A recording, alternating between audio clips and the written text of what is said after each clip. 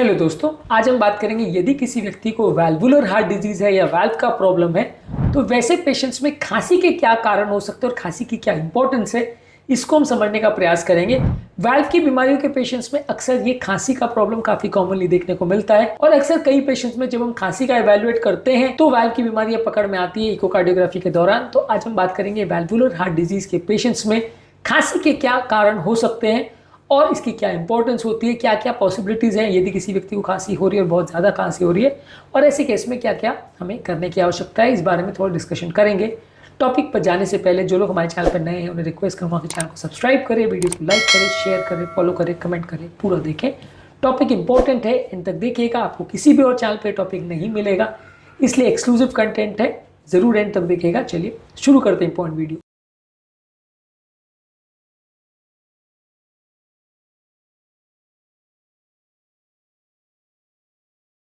अगर किसी व्यक्ति को सीवियर हार्ट फेलियर है या वाल्व का सीवियर प्रॉब्लम है, खासकर अगर माइट्रल वाल्व का प्रॉब्लम है, जैसे माइट्रल वाल्व अगर सिकुड़ गया है, जो कि लेफ्ट एट्रियम और लेफ्ट वेंट्रिकल के बीच का वाल्व होता है, वो सिकुड़ गया है तो लंग्स से जो ब्लड हार्ट की तरफ आना चाहिए वो नहीं आ पाता है, जिसकी वजह से लंग्स की कोशिकाओं में ब्लड भर जाता है। और ये लंग्स की कोशिकाओं में जो ब्लड भर जाता है वो लंग्स की कोशिकाओं में, एल्वियोलाई में, सब जगह भरने लगता है, सारी जगहों में पानी भरने लगता है, जिसकी वजह से लोगों को खांसी होती है। ये बैक प्रेशर की वजह से होता है, जिस खांसी में कई बार ब्लड भी आ सकता है। अगर किसी व्यक्ति को अगर खांसी आ रही है और अगर व्यक्ति को सीवियर वाल्व का प्रॉब्लम है तो आप मान सकते हैं कि ये सीवियर वाल्व प्रॉब्लम की तरफ इंडिकेट करेगा या हार्ट फेलियर की तरफ इंडिकेट करेगा, उसको सीरियसली लेने की आवश्यकता है। हालांकि ये भी सत्य है कि वैल्वुलर हार्ट डिजीज वाले पेशेंट में लंग्स की थोड़ी इम्यूनिटी भी कॉम्प्रोमाइज हो जाती है। लंग्स का जो पल्मोनरी सिलिया का क्लियरेंस है या जो टॉक्सिक पार्टिकल्स को निकालने की क्षमता है वो भी कई बार कॉम्प्रोमाइज हो जाती है। इसकी वजह से लंग्स में होने वाले इन्फेक्शन का चांस भी बढ़ जाता है, और इन्फेक्शन लंग्स में अगर हो जाए या निमोनिया हो जाए तो खांसी का वो एक इंपॉर्टेंट कारण हो सकता है। तो अगर किसी व्यक्ति को खांसी हो रही है तो जरूरी नहीं है कि उसका वाल्व का प्रॉब्लम हमेशा ही सीवियर होगा और जरूरी नहीं है कि हमेशा ही वो हार्ट फेलियर में होगा। लंग्स का होने वाला इन्फेक्शन या निमोनिया भी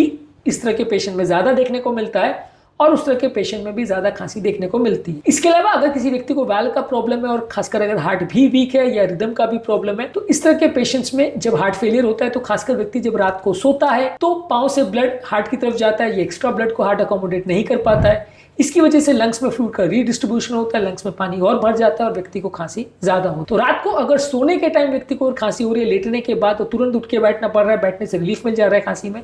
तो ये हार्ट फेलियर या वाल्व की प्रॉब्लम की तरफ पॉइंट कर सकता है, ये एक इंपॉर्टेंट साइन हो सकता है। इसके अलावा जब हम चलते फिरते हैं या मेहनत का काम भी करते हैं तो भी हार्ट की ब्लड सर्कुलेशन बढ़ जाता है, हार्ट की ब्लड की रिक्वायरमेंट बढ़ जाती है। हार्ट को 1 मिनट में ज्यादा मात्रा में ब्लड पंप करना पड़ता है, क्योंकि हार्ट को वाल्व का प्रॉब्लम है और ब्लड का सर्कुलेशन कॉम्प्रोमाइज्ड है, तो कई बार ये एक्स्ट्रा अमाउंट ऑफ ब्लड जो हार्ट को पंप करना पड़ रहा है वो हार्ट अकोमोडेट नहीं कर पाता है, जिसकी वजह से भी खांसी बढ़ती है। तो यदि किसी व्यक्ति को चलने फिरने में अगर खांसी हो रही है और रुकने पे आराम मिल रहा है तो वो भी हार्ट फेलियर का साइन हो सकता है। वाल्व की बीमारी में ये अक्सर देखने को मिल सकता है, खासकर अगर माइट्रल वाल्व में माइट्रल वाल्व सिकुड़ गया है, माइट्रल स्टेनोसिस जिसे बोलते हैं, या वाल्व में अगर लीकेज हो गया है जिसे माइट्रल रिगर्गिटेशन बोलते हैं। अगर ये माइल्ड कैटेगरी का है तो यूजुअली नहीं देखने को मिलेगा, ज्यादातर बीमारी के लेट स्टेज, एडवांस स्टेज या वाल्व जब प्रॉब्लम सीवियर होती है तभी देखने को मिलता है। पर अगर ये मिल रहा है तो ये वाल्व की बीमारी को पॉइंट कर सकता है, जांच करने पर आप उसे कंफर्म कर सकते हैं। इसके अलावा माइट्रल वाल्व की डिजीज वाले पेशेंट में अक्सर पल्मोनरी आर्टरी में प्रेशर बढ़ जाता है। पल्मोनरी आर्टरी में या पल्मोनरी सर्कुलेशन में ब्लड फ्लो होने की वजह से लंग्स का ओवरऑल कॉम्प्रोमाइज हो जाता है, लंग्स की टिश्यू हार्ड हो जाते हैं, राइट साइड के सर्कुलेशन में ज्यादा मेहनत करनी पड़ती है। इसकी वजह से जो लंग्स की नलियां होती है वो ज्यादा फूल जाती हैं और ये पल्मोनरी आर्टरीज जो है आसपास के जो श्वास के स्ट्रक्चर्स है, ब्रोंकियल स्ट्रक्चर्स है, उनको इरिटेट करते हैं, जिससे खांसी ट्रिगर होती है। तो लंग्स के सर्कुलेशन में ज्यादा ब्लड भरने की वजह से आसपास के टिश्यूज में इरिटेशन होता है, इससे भी खांसी हो सकती है। इसके अलावा एक रेयर प्रॉब्लम है जिसको ऑर्टनर सिंड्रोम बोलते हैं। ये तब होता है जब माइट्रल वाल्व का अगर पेशेंट को बहुत बड़ा प्रॉब्लम हो और वाल्व के प्रॉब्लम की वजह से अगर लेफ्ट एट्रियम का साइज बहुत ज्यादा बढ़ जाए तो वो पीछे की तरफ मौजूद रिकरेंट लैरिंजियल नर्व को कई बार कंप्रेस करने लगती है, रिकरेंट लैरिंजियल नर्व को दबाने लगती है। ये रिकरेंट लैरिंजियल नर्व को जब वो दबाती है तो व्यक्ति को ज्यादा खांसी होती है। ये व्यक्ति ज्यादातर वाल्व के प्रॉब्लम में उसको सीवियर खांसी के साथ प्रेजेंट करता है। ज्यादातर ये सीवियर माइट्रल स्टेनोसिस वाले पेशेंट में जहां लेफ्ट एट्रियम का साइज बहुत बड़ा हो जाता है वहां देखने को मिलता है, इसको ऑर्टनर सिंड्रोम बोलते हैं। ये भी कारण हो सकता है जिसकी वजह से वाल्व की बीमारी वाले पेशेंट को खांसी देखने को मिल सकती है। हालांकि इसको कंफर्म करने के लिए आपको इको करके ये देखना पड़ेगा कि वाल्व का प्रॉब्लम है या नहीं, फिर सीटी करके देखना पड़ेगा कि वाल्व की वजह से नर्व कंप्रेस हो रही है कि नहीं,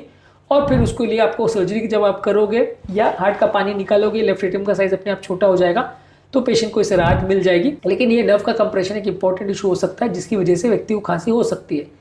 इसके अलावा कई बार जब वाल्व का प्रॉब्लम होता है, खासकर अगर सीवियर रिगर्गिटेशन या सीवियर स्टेनोसिस होता है, तो पल्मोनरी सर्कुलेशन में कई बार ओवर ब्लड का फ्लो होता है, उस पर एक्स्ट्रा दबाव पड़ता है, जिसकी वजह से जो लंग्स का जो सर्कुलेशन सिस्टम है और लंग्स का जो एयरवे सिस्टम है उसमें इरिटेशन होती है, इसकी वजह से भी खांसी होती है। इसके अलावा वाल्व की बीमारी वाले पेशेंट में जो ब्रोंकस है वो थोड़ा सा एलर्जिक टेंडेंसी की भी हो जाते हैं, उसमें हाइपर रिएक्टिविटी हो जाती है, बहुत ज्यादा सेंसिटिव हो जाते हैं, जिस तरह के अस्थमा के पेशेंट में होता है। वैसे ही वाल्व की बीमारी वाले पेशेंट में जब भी इस तरह के पेशेंट में ठंडी हवा का या कोई एलर्जी का या माइल्ड एक्सर्शन का एक्सपोजर होता है, तो नॉर्मल व्यक्ति में जो कोशिकाएं रिस्पॉन्ड नहीं करेंगी, खांसी नहीं करेंगी। वाल्व की बीमारी वाले पेशेंट में ये अस्थमा जैसा बिहेव करती है और इसकी वजह से भी खांसी हो सकती है। यानी अगर किसी को वाल्व का प्रॉब्लम है तो उसकी वजह से अस्थमा जैसा बिहेवियर ट्रिगर होता है, जिसको ब्रोंकियल हाइपर रिएक्टिविटी बोलते हैं, इससे भी खांसी हो सकती है।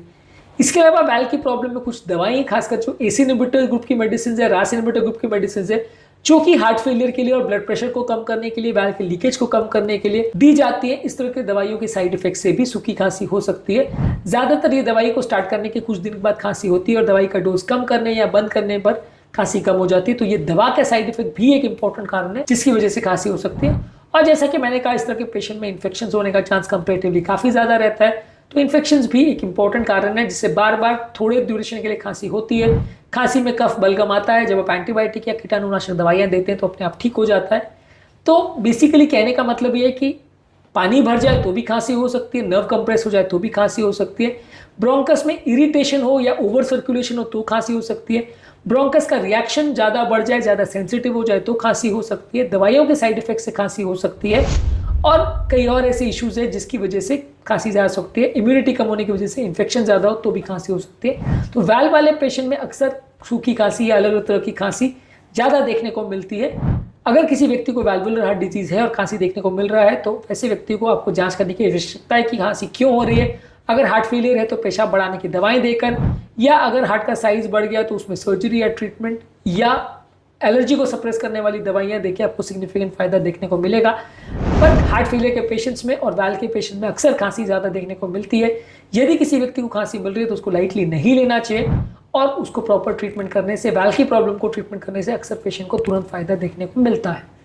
जैसे जैसे पेशेंट का ट्रीटमेंट कंप्लीट हो जाता है, उसका वाल्व का सर्जरी ट्रीटमेंट हो जाता है, बाद में खांसी भी अपने आप कम हो जाती है।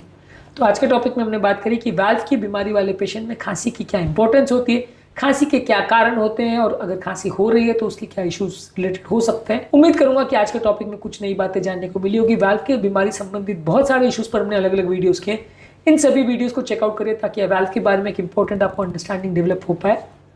टॉपिक एंड करने से पहले जो लोग हमारे चैनल पर नए हैं उन्हें रिक्वेस्ट करूंगा कि चैनल को सब्सक्राइब करें, वीडियोस को लाइक करें, शेयर करें, फॉलो करें, कमेंट करें, पूरा देखें।